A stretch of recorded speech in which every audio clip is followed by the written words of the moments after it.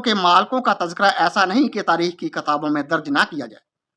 جب کبھی انتخابات کا دورہ ہوتا ہے، وزیر اعظم کا انتخاب ہو یا اسمبلی کے سربراہ کا، ایوان بالا کے چیئرمین یا ڈپٹی چیئرمین کا، ایوان بالا کے ممبران کے چناؤ کا وقت یا کسی خاص قانون کا بنایا جانا مقصود ہو، آئینی ترمیم کو غیر آئینی طریقے سے دائرہ علم میں لانا ہو، ان سب کے لیے وفاقی دارالحکومت کی منڈی کا ڈنکا بجتا ہے۔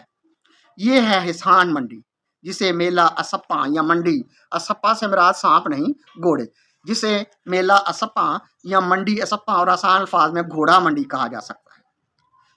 حیرت انگیز پہلو یہ ہے کہ دنیا بھر کے گھوڑے 4 پائے ہیں، اور یہ گھوڑے 2 پاؤں پر دوڑتے ہیں، اور بڑے بڑے سیاستدان اور اداروں کی دوڑیں لگوا دیتے ہیں۔